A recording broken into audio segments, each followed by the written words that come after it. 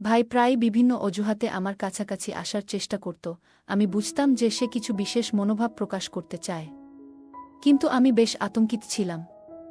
একদিন মায়ের কাছে বিষয়টি বললাম। মা বললেন, সে তো তোমার ভাই, সে তোমাকে ভালোবাসে, এটাই স্বাভাবিক, তোমার উচিত তার কথা শোনা। আমি মায়ের কথায় বিস্মিত হয়ে গেলাম। একদিন আমি বাসায় একা ছিলাম। হঠাৎ আমার ভাই এসে আমাকে কিছু বোঝানোর চেষ্টা করছিল। আমি অনেকক্ষণ ধরে ধৈর্য ধরে অপেক্ষা করছিলাম, কিন্তু শেষে আবেগের বশে বলেই ফেললাম, ভাই তুমি যা করতে চাও করো, তবে একবার চিন্তা করে শান্তভাবে সিদ্ধান্ত নিও। আমার ভাই ছিল ২০ বছর বয়সী একজন তরুণ। সে আমার চেয়ে বড় এবং দেখতে বেশ আকর্ষণীয়। আমিও তখন একজন কিশোরী মেয়ে ছিলাম। আমি অনেক আকর্ষণীয় ছিলাম, গায়ের রং ফর্সা। তাই আমার এই সৌন্দর্যতার সুযোগ আমার ভাই নিতে চেয়েছিল। আমার গল্পগুলো তোমরা শুনো, কিন্তু সাবস্ক্রাইবই করো না। দয়া করে গল্পগুলো ভালো লাগলে ভিডিওটি লাইক, শেয়ার এবং চ্যানেলটি সাবস্ক্রাইবই করো প্লিজ। আমি তখন ১৬ বছরের কিশোরী ছিলাম এবং আমার সামনে নতুন এক পরিস্থিতির সম্মুখীন হচ্ছিলাম। আমার মা দ্বিতীয়বার বিয়ে করছেন, এটা বুঝতে পারলেও মেনে নেওয়ার মতো মানসিক প্রস্তুতি আমার তখনও ছিল না। আমাকে অনেক চিন্তায় ফেলে দিয়েছিল। আমার জন্য আমার নিজের বাবার পরিবর্তে অন্য কাউকে বাবা হিসেবে মেনে নেওয়া খুব কঠিন ছিল। কিন্তু এই কঠিন সময় আরও কঠিন হয়ে ওঠে যখন আমার নতুন পরিবারের একজন সদস্য আমার জীবনে প্রবেশ করে।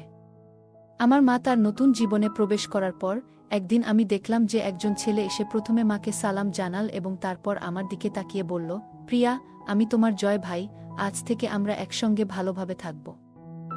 এখন থেকে আমি তোমার বড় ভাই। আমি অবাক হয়ে ভাবছিলাম, হঠাৎ করে এই নতুন ভাই কোথা থেকে এলো। পরে বুঝলাম সে আমার সৎ বাবার ছেলে, যাকে আমার মা আমার বড় ভাইয়ের মর্যাদা দিয়েছেন। এই বিষয়ে মা আমাকে কিছু বলেনি। সে আমাকে এক অদ্ভুত দৃষ্টিতে দেখল, যা আমার মনে এক ধরনের অস্বস্তি তৈরি করল। তারপর মা আমাকে আমার রুমে রেখে বললেন, আজ থেকে আমি তোমার বাবার সঙ্গে অন্য ঘরে থাকব। কোনো কিছু প্রয়োজন হলে আমাকে ডাকবে। কিছুক্ষণ পর আমার পানি খাওয়ার ইচ্ছে হলো, কিন্তু ঘরে পানি না থাকায় আমি মাকে ডাকলাম। মা সাড়া না দেওয়ায় আমি নিজেই পানি খুঁজতে বের হলাম। রান্নাঘর খুঁজতে গিয়ে হঠাৎ কেউ আমার মুখ চেপে ধরল এবং মৃদুস্বরে বলল, চুপ কর, মা বাবা বিরক্ত হবে। আমি আতঙ্কিত হয়ে উঠলাম এবং চিনতে পারলাম যে এটি আমার সৎ ভাই জয়। সে তখন আমাকে ছেড়ে দিয়ে জিজ্ঞেস করল, তুমি এত রাতে কেন বাইরে বের হলে? এরপর সে নিজেই আমার হাতে পানির গ্লাস দিল। তখন আমি লক্ষ্য করলাম তার চোখে এক ধরনের অদ্ভুত উষ্ণতা আছে, যা আমাকে খুব অস্বস্তিতে ফেলে দেয়। তখন আমি ১৬ বছরের কিশোরী, আর রাতের অন্ধকারে তার উপস্থিতি আমাকে ভীত করেছিল। আমি অনুভব করছিলাম যে কেউ আমার কাছে এসে বলল, প্রিয়া, আমাকে ভয় পেও না। জয় ভাইয়ের কথায় কিছুটা অস্বস্তি লাগলেও তার মনের ভাব বুঝতে পারছিলাম না। সে আমার থেকে বড় ছিল, কিন্তু তার ব্যবহার আমাকে কিছুটা চিন্তায় ফেলে দিয়েছিল। আমি রুমে ফিরে গিয়ে দরজার শব্দ শুনতে পেলাম এবং আমার হৃৎপিণ্ড দ্রুত বেগে ধড়ফড় করতে লাগল। আমি ভয় পাচ্ছিলাম, ভেবে নিয়েছিলাম দরজায় নিশ্চয়ই বাবার মতো কেউ থাকবে। দরজা খোলার ইচ্ছা ছিল না, তাই আমি নিজেকে আরও সংকুচিত করে ফেলছিলাম। হঠাৎ মায়ের আওয়াজ শুনতে পেলাম।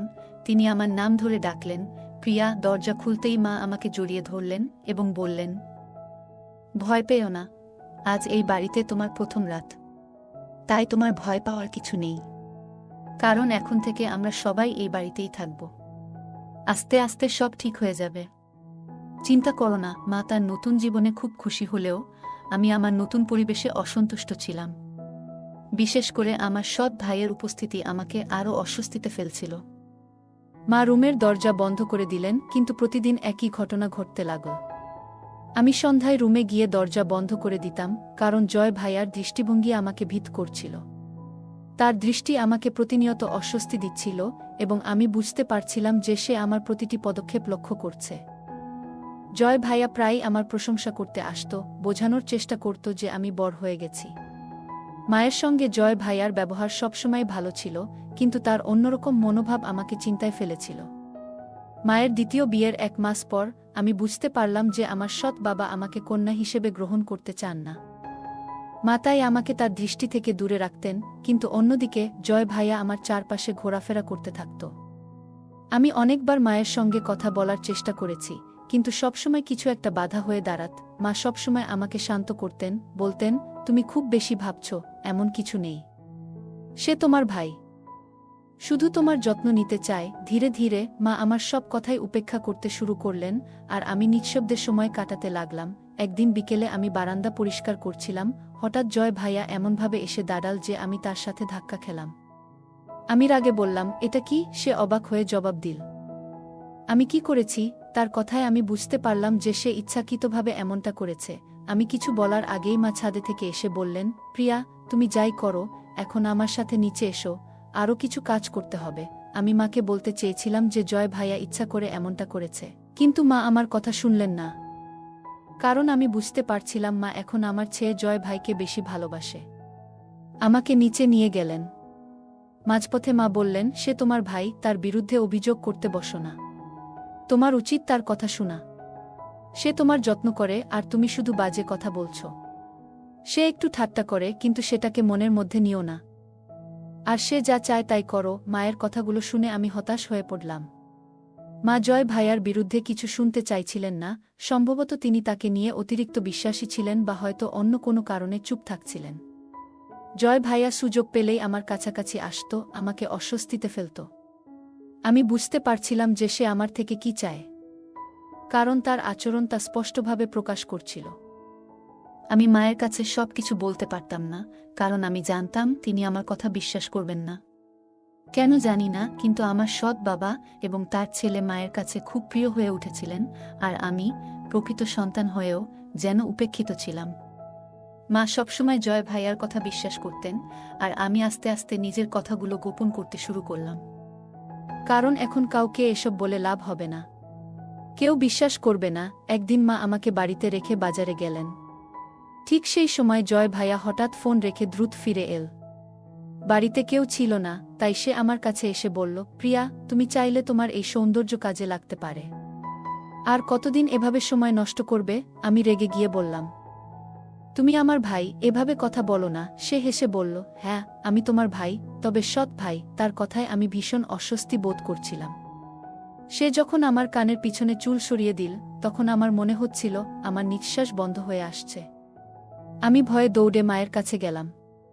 মা ভয় পেয়ে গেলেন এবং বললেন, আমি তো শুধু কিছুক্ষণের জন্য বাজারে গিয়েছিলাম। আমি কাঁদতে কাঁদতে মাকে বললাম, এখানে থাকতে আমার খুব ভয় লাগে। কিভাবে বলবো যে এই বাড়িটা আমার জন্য ভয়ের জায়গা হয়ে উঠেছে? মায়ের দ্বিতীয় বিয়ে আমার জন্য খুব বড় একটি বোঝা হয়ে দাঁড়িয়েছে। যদি বাবা মাকে তালাক না দিতেন, তবে আজ আমার জীবনটা অন্যরকম হতো। মা তার নিজের সিদ্ধান্তে আমার জীবনটাকেও নষ্ট করে দিলেন। বাবার মতো কেউ আমার যত্ন নেয় না। মা শুধু নিজের ভালোর জন্য এসব করেছে। মায়ের দ্বিতীয় বিয়ের প্রায় 2 মাস হয়ে গেছে, কিন্তু আমার সৎ বাবা একবারও আমার দিকে তাকাননি। মনে হচ্ছে আমার উপস্থিতি এই বাড়িতে তার কাছে সহ্য হয় না। মা আমার খুব কাছের ছিলেন, কিন্তু তিনি যেন ধীরে ধীরে দূরে সরে যাচ্ছিলেন। মাকে হারানোর ভয় এবং নতুন পরিস্থিতির সাথে মানিয়ে নেওয়া আমার জন্য কঠিন হয়ে পড়েছিল। এই বাড়িতে থাকতে থাকতে আমি ধীরে ধীরে মায়ের কাছ থেকে নিজেকে দূরে সরিয়ে নিতে শুরু করলাম। প্রতিটি দিন কাটানো যেন এক রকমের যন্ত্রণা হয়ে উঠেছিল, কিন্তু পালানোর উপায় ছিল না। একদিন সন্ধ্যায় জয় ভাইয়া একটি কালো ব্যাগ নিয়ে আমার পিছু পিছু এলো। সে আমার সামনে এসে ব্যাগটা বাড়িয়ে দিয়ে বলল, এই জামাগুলো তোমার জন্য এনেছি। এগুলো তোমার গায়ে দারুণ মানাবে। আর কতদিন আমাকে এভাবে অপেক্ষা করাবে? তার কথা শুনে আমি ভয় পেয়ে গেলাম। সে জোর করে ব্যাগটা আমার হাতে দিয়ে বলল, রাতে তোমার জন্য অপেক্ষা করব। তারপর নিচে চলে গেল। আমার শরীর কাঁপতে শুরু করল, আর আমি দ্রুত আমার রুমে চলে এলাম। ব্যাগটা খুলে দেখলাম, ভেতরে যা ছিল তা দেখে আমি স্তম্ভিত হয়ে গেলাম। আমি তাড়াতাড়ি সেই জামা আলমারিতে লুকিয়ে ফেললাম, যাতে মা কিছু দেখতে না পান। সারা দিন রুমে কাটানোর পর সন্ধ্যায় মা আমাকে ডাকতেন, কিন্তু আমি এখন আর জয় ভাইয়ার সামনে যেতে চাইতাম না। জয় ভাইয়া বাড়িতে থাকলে আমি রুমের বাইরে বের হতাম না, কারণ তার উদ্দেশ্য আমি বুঝতে পেরেছিলাম। আমি জানতাম না যে সেদিন মা বাবা দুজনেই একটা বিয়েতে গেছেন, আর জয় ভাইয়া ও বাইরে ছিল। তাই মনে মনে কিছুটা শান্তি অনুভব করছিলাম যে কেউ আমাকে বিরক্ত করবে না। কিন্তু আধ ঘন্টা পর আমি রান্নাঘরের কাজ শেষ করে বেরোলাম, আর দেখলাম জয় ভাইয়া আমার বিছানায় শুয়ে আছে। আমাকে দেখে তার মুখে এক ধরনের হাসি ফুটে উঠল। আমি কিছুটা হতবাক হয়ে গেলাম। হয়তো আমি তখন অন্য কোনো কাজে ব্যস্ত ছিলাম, তাই লক্ষ্য করিনি যে তার দৃষ্টি আমার দিকে ছিল। তার হাসি দেখে এবং এমন অবস্থায় তাকে আমার রুমে দেখে আমার মন খারাপ হয়ে গেল। আমি বললাম, মা বাড়িতে নেই, তোমার এখানে থাকা উচিত নয়, এখনই আমার রুম থেকে বের হও। মুহূর্তেই বুঝলাম যে আমার কথা তার কাছে তেমন গুরুত্ব রাখছে না, কিন্তু তবুও আমি নিজের অবস্থান ধরে রাখলাম। সে বলল, আমি তোমার জন্য সুন্দর একটা জামা কিনে এনেছি, ভেবেছিলাম তুমি সেটা পরবে, কিন্তু তুমি আমার উপহারের কোনো মূল্যই দাও নাই। আমি কি চাইছি তোমার কাছে? তুমি এত রাগ করছো কেন? আজ তো বাড়িতে কেউ নেই, তুমি ওই ড্রেসটা পরে দেখাও না, তুমি তো জানো তুমি কতটা সুন্দর। জয় ভাইয়া কথা শুনে আমি খুব অস্বস্তি অনুভব করলাম। সে আসলে কি চাইছে তা বুঝতে পারছিলাম। আমি আলমারি থেকে সেই জামাটা বের করে জয় ভাইয়ার সামনে রেখে বললাম, তুমি কি ভাবো আমি এমন কিছু পরব? এটা কখনোই আমার স্বভাব ছিল না। জয় ভাইয়া হাসতে হাসতে বলল, এই জামাটা কত সুন্দর, একবার পরেই দেখো না। তার চোখে ছিল এক ধরনের অদ্ভুত দৃষ্টি, যা দেখে আমি বললাম, আমি তোমার বোন। আমার গলা শক্ত করে বললাম, এখনই আমার রুম থেকে বেরিয়ে যাও, কারণ এর থেকে বেশি কিছু আমি সহ্য করব না। জয় ভাইয়া আমার হাতটা ধরে বলল, তোমার মতো মেয়েদের আমি খুব ভালো চিনি। তুমি তোমার মাকে দেখো না, সে কিভাবে আমার বাবাকে মুগ্ধ করেছে। তার মুখ থেকে এই কথা শুনে আমি অবাক হয়ে গেলাম। আমি কল্পনাও করতে পারিনি যে সে এমন কিছু ভাবতে পারে। জয় ভাইয়ার মনোভাব আমাকে খুবই অস্বস্তিকর অবস্থায় ফেলে দিল।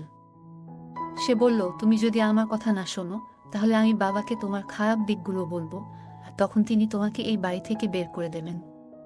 আমি তোমার কাছ থেকে শুধু এটুকুই চাই, তুমি এই জামাটা পরো এবং একটা ছবি তোলো। জয় ভাইয়া আমাকে বলল, তোর মুখটা লুকিয়ে রাখো, আমি শুধু তোর অস্তিত্বটা ক্যামেরায় বন্দি করব। প্রতিটা ভিডিও লাখ লাখ ভিউ পাবে, আর তোর সৌন্দর্যের জন্য আমরা দুজনে অনেক টাকা আয় করব। জয় ভাইয়া কথা শুনে আমি কাঁদতে কাঁদতে বললাম, আমি এমন পরিবারের মানুষ নই যেখানে এমন কিছু চলে। আমি এই ধরনের পোশাক পরার কথা ভাবতেও পারি না, আমাকে মাফ করো ভাইয়া। আমি তোমার বোন হই। তখন জয় ভাইয়া আমাকে বলল, আমার অনেক টাকা পাওনা আছে, অনেকবার আমি জুয়ায় হেরেছি, এখন যদি টাকা না পাই আমাদের সবার অবস্থা খারাপ হবে। তাই আমার কথা শোনো, মুখটা লুকিয়ে ফুটেজ তৈরি করো যাতে লোকে তোকে দেখতে পায়। আমি কাঁপতে কাঁপতে দাঁড়িয়ে থাকলাম। সে আমাকে বাধ্য করছিল, আর আমি ভিক্ষা চাইছিলাম তার কাছে যে আমাকে মাফ করো, কিন্তু সে শুধু নিজের লাভের জন্য আমাকে ব্যবহার করতে চেয়েছিল। আমি ভাবছিলাম আমার জীবনটা মনে হয় এখনই শেষ হয়ে যাবে। হঠাৎ দরজায় জোরে জোরে ধাক্কা পড়ল। জয় ভাইয়া ঘর থেকে বের হয়ে গেল, আর আমি দৌড়ে দরজা খুলতেই প্রাণ ফিরে পেলাম। সামনে পুলিশ দাঁড়িয়েছিল। মা এদেরকে নিয়ে এসেছিল, কারণ মা তখন বাড়িতে আসছিল, কিন্তু আমরা কেউ বুঝতে পারিনি। পরে মা সব বুঝতে পেরে পুলিশকে খবর দেয়। তারা জয় ভাইয়াকে খুঁজে নিয়ে আসে আর জিজ্ঞাসাবাদ করে। আমি ওদের সব কিছু বললাম। পুলিশ জয় ভাইয়াকে গ্রেফতার করল এবং আমাকে বলল যে সে তার বন্ধুদের সাথে কিছু মেয়েদের ভিডিও তৈরি করেছে এবং সেগুলো সাইবার ক্রাইমের আওতায় এনে ব্যবহার করতে চেয়েছিল। সৌভাগ্যবশত পুলিশ সময়মতো এসে আমাকে রক্ষা করল। আমার সম্মান অক্ষুণ্ণ থাকল। কিন্তু আমি আপনাদের একটা প্রশ্ন করতে চাই, মেয়েদের কি একা রেখে দেওয়া উচিত? বিশেষ করে সুন্দর ও একাকী মেয়েদের, যারা নিজেদের ইচ্ছার বিরুদ্ধে কোনো বিপদে পড়তে পারে? গল্পটা কেমন লাগলো জানাতে ভুলবে না। আরও মজার মজার রোমান্টিক গল্প শুনতে চাইলে ভিডিওটি লাইক, শেয়ার এবং চ্যানেলটি সাবস্ক্রাইব করতে এবং বেল আইকনটি ক্লিক করতে ভুলবে না। ধন্যবাদ।